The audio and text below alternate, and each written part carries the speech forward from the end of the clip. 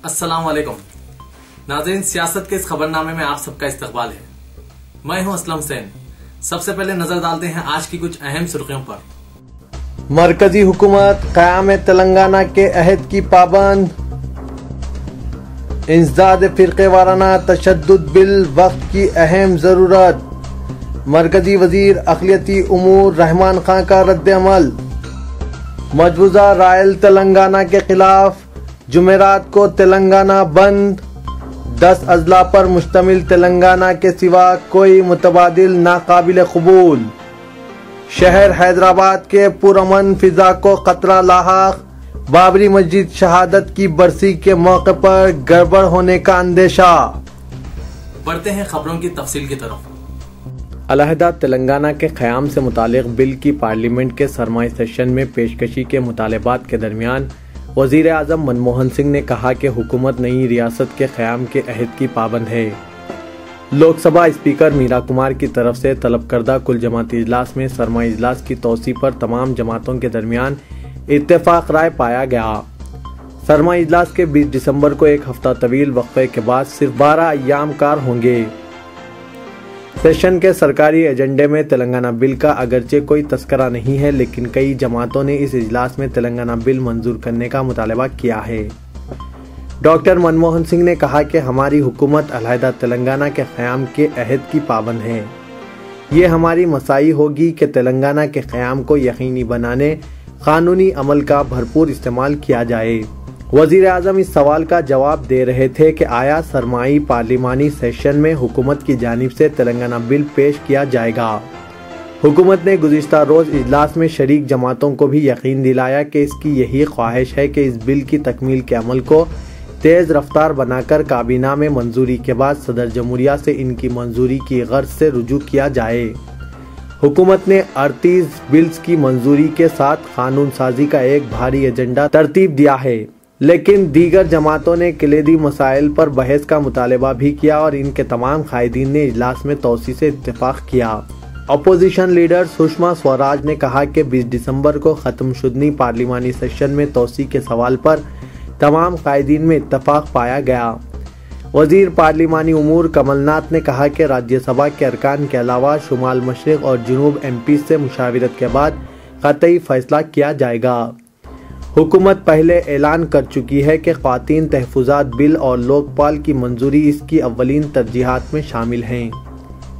15वें लोकसभा के इस मुख्तसर इजलास में तूफ़ानी बहस मुबाहिसा की उम्मीद है। इस हकीकत से ये वाज़ेह हो गया है कि बाएं बाजू की जमातें इजलास के पहले दिन महंगाई मसले पर तहरीक इल्तवा पेश करना चाहती है। बीजेपी चाहती है कि पटना रैली में धमाकों के पेश नज़र दाखिली सलामती और ख़वातीन पर मुजालिम में इजाफे जैसे मसाइल पर बहस की इजाज़त दी जाए। वज़ीर आज़म ने कहा कि तमाम लाजमी बिल्स की आसानी और पुरसुकून अंदाज में मंजूरी को यकीनी बनाने के लिए मुख्तलिफ जमातों से हुकूमत की बातचीत जारी है। इंसदाद फिरके वाराना तशद्दुद बिल के कुछ दफात पर अपोजिशन के एतराज़ात को मुस्तरद करते हुए मरकजी वज़ीर अक़लियती उमूर के रहमान खान ने कहा कि मजबूजा कानून वक्त की अहम ज़रूरत है। रहमान खान ने इस इस्तदलाल को मुस्तरद कर दिया कि इस बिल से रियासतों के उमूर में मरकज़ की मुदाखलत होती है। उन्होंने कहा कि रियासतों ही को अहल अथॉरिटी और मुतासिरा इलाकों का ऐलान करना है, जिसमें मरकज़ का कोई रोल नहीं है। उन्होंने कहा कि एतराज़ात महज एतराज़ के मकसद से किए जा रहे हैं। हमें इंसदाद फिरके वाराना तशद्दुद बिल की ज़रूरत है, इस पर कोई दो राय नहीं है और ये कोई नया मुतालबा नहीं है। मरकजी वजीर अक़लियती उमूर ने ये रिमार्क्स इस पस मंज़र में किए गए हैं कि बीजेपी ने इस बिल की शिद्दत से मुखालिफत का ऐलान किया है और कहा है कि वो पार्लियामेंट में भी इसकी मुखालिफत करेगी। बीजेपी का कहना है कि ये बिल मुल्क में फिरके वाराना हम आहंगी के लिए खतरा है और इससे वफाकी ढांचा मुतासिर हो सकता है। रहमान खान ने कहा कि इस बिल की मुखालिफत की वजह क्या है। अगर हम इस्मत रेजी की बात करते हैं तो ये एक रियासती मसला है, ऐसे में आप क्यों किसी मरकजी कानून की बात करते हैं। मौजूदा हालात में इंसदाद फिरके वाराना तशद्दुद बिल वक्त की अहम ज़रूरत है। इसके दफ़ात पर कुछ इख्तलाफात हो सकते हैं, लेकिन वो समझते हैं कि इस बिल के मसऊदे में इन तमाम एतराज़ात का जवाब दिया गया है जो उठाए गए थे। तमिलनाडु के चीफ मिनिस्टर जयललिता ने भी इस बिल पर एतराज जताया है। रहमान खान ने ताहम कहा कि बिल में जो गुंजाइश फराहम की जा रही है इसमें मरकज का बहुत ही कम रोल है। उन्होंने कहा कि कानून साजी के सिवा मरकज का कोई रोल नहीं है।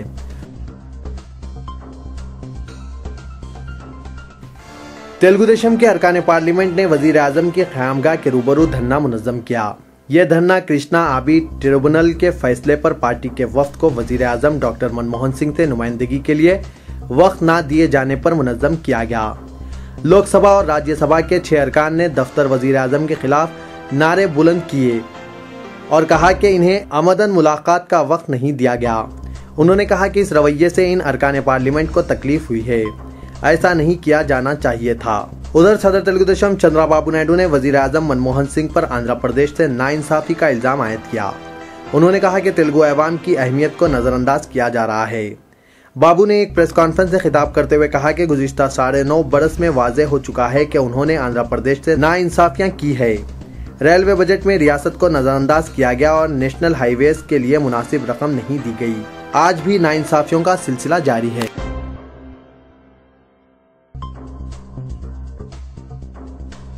मरकजी वजारत की जानिब से अगरचे अलहदा तेलंगाना रियासत की तश्कील के अमल में तेजी पैदा की जा रही है, ताहम तेलंगाना राष्ट्र समिति ने रायला तेलंगाना की तजवीज़ के खिलाफ बतौर एहतजाज 5 दिसंबर को तेलंगाना बंद का ऐलान किया है।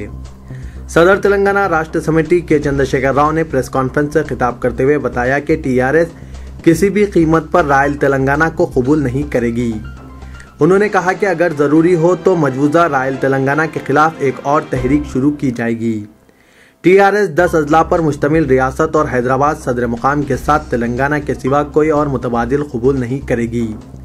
चंद्रशेखर राव ने तलबा और पार्टी कारकुनों से कहा है कि वो चारशुम्बे को मंडल से लेकर शहरी इलाकों तक एहतजाजी रैलियों का एहतमाम करें। उन्होंने कहा कि 5 दिसंबर के बंद में तेलंगाना के हर शहरी को हिस्सा लेना चाहिए।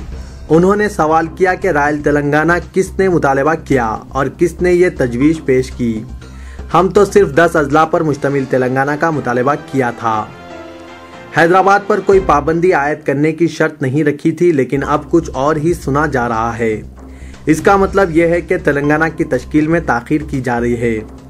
6 दिसंबर को टीआरएस के पोलिट ब्यूरो का इजलास तलब किया गया है और इसी दिन मरकजी काबीना का इजलास मुनक़िद हो रहा है। पोलिट ब्यूरो इजलास में आइंदा प्रोग्राम को खतियत दी जाएगी। उन्होंने समाज के हर तबके बशमुल सरकारी मुलाजमीन से बंद में हिस्सा लेने की अपील की है। चंद्रशेखर राव जो चंद दिनों से खामोशी इख्तियार किए हुए थे, पार्टी कायदीन का इन पर जबरदस्त दबाव पड़ा। बाला आखिर उन्होंने सीनियर कायदीन से सलाह व मशवरा किया और बंद बनाने का फैसला किया। इनके ऐलान के बाद दिल्ली से बाद सीनियर कायदीन ने इनसे रब्त कायम किया, लेकिन वो अपने फैसले पर कायम हैं। उन्होंने वाज़े तौर पर कह दिया कि वो 10 अजला पर तेलंगाना बशमुल हैदराबाद के कतई ऐलान तक एहतजाज जारी रखेंगे।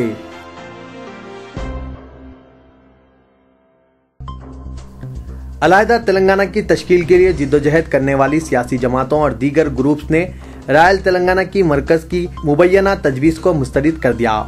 तेलंगाना जॉइंट एक्शन कमेटी ने जो अलहदा रियासत के क़याम के लिए तहरीक चला रही है, तेलंगाना में रायलसीमा के 2 अजला कर्नूल और अनंतपुर को जम करने की क़यास आराइयों की मुखालिफत करते हुए नई दिल्ली में राजघाट पर खामोश एहतजाज मुनज़्ज़म किया। रायल तेलंगाना की तश्कील की मुबैना तजवीज़ के खिलाफ हैदराबाद के अलावा इलाके के दीगर मुकामात में एहतजाजी प्रोग्राम्स मुनक़िद किए गए। मुआफ़िक़ तेलंगाना हामियों ने मरकज से मुतालबा किया कि वो CWC इजलास में मंजूरा करारदाद के मुताबिक 10 अजला पर मुश्तमिल तेलंगाना रियासत के क़याम को यकीनी बनाएं। JAC चेयरमैन प्रोफेसर कोदंडराम ने, जिन्होंने राजघाट पर एहतजाज की क़यादत की, इन्होंने इल्ज़ाम आयद किया कि रायल तेलंगाना की मुबैना तजवीज़ का मकसद रियासत की तक़सीम के अमल में रुकावटें पैदा करना है। उन्होंने इस तवक्के का इजहार किया कि पार्लियामेंट के सरमाई सेशन में तेलंगाना बिल पेश किया जाएगा।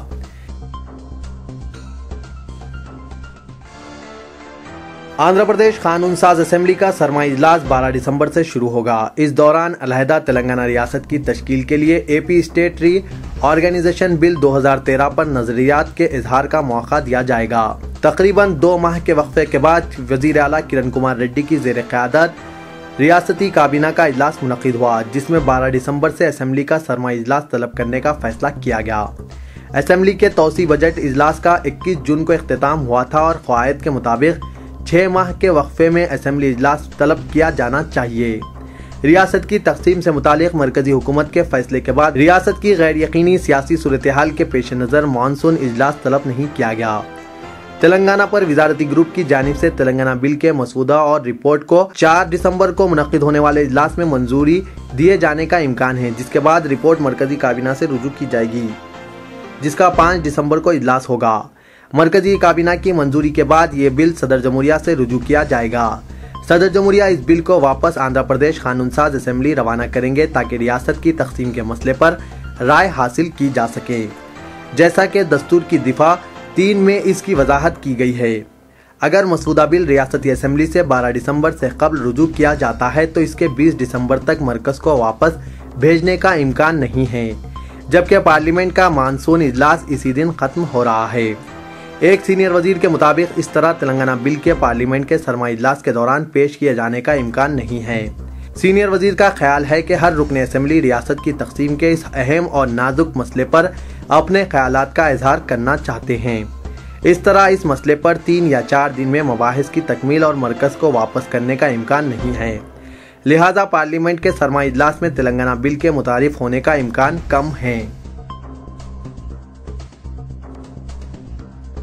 रियासत के बदलते सियासी हालात और तेलंगाना के ताल्लुक से हर रोज एक नई बात न सिर्फ सियासी कायदीन बल्कि पुलिस के लिए भी उलझन का बास बनी हुई है। ऐसे हालात में जबकि बाबरी मस्जिद शहादत की 22वीं बरसी 6 दिसंबर को है, फिरका परस्त ताकतों से शहर के अमन को खतरा तस्वुर किया जा रहा है और पुलिस की तहकीकाती एजेंसियां इस जानिब अपनी भरपूर तवज्जो मरकूज किए हुए हैं।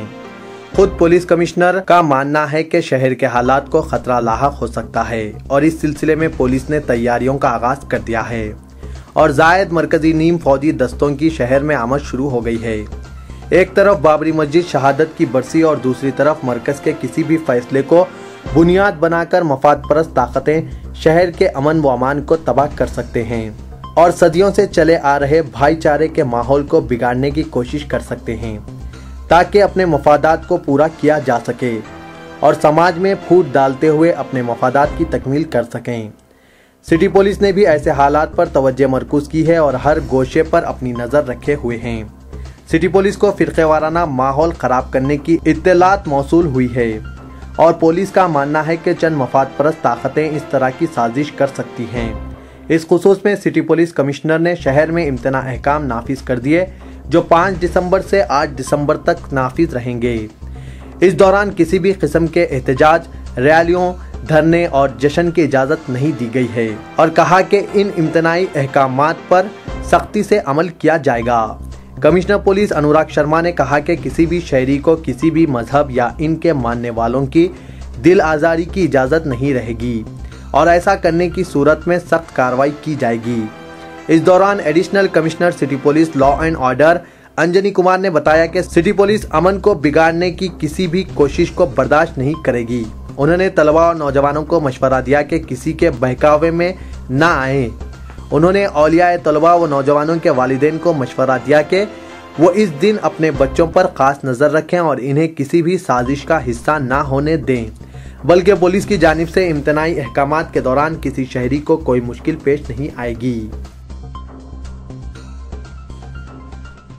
हिंदुस्तानी क्रिकेट टीम के कप्तान Mahendra Singh Dhoni ICC cricket of the year और one day cricketer of the year award के लिए नामजद किए गए हैं, जबकि test cricketer of the year के लिए रविचंद्रन अश्विन और पुजारा शामिल हैं। तफसीलात के बमुजिब ICC cricketer of the year के लिए मख्तस फहरिस्त का ऐलान कर दिया गया है, जिसमें महेंद्र सिंह धोनी के हमरा Hashim Amla, James Anderson, Kumara Sangakkara, Michael Clarke शामिल हैं। अलावा test cricketer of the year की फहरिस्त में Hashim Amla, James Anderson, Ravichandran Ashwin, Michael Clarke, Pujara और डेल स्टेन शामिल हैं।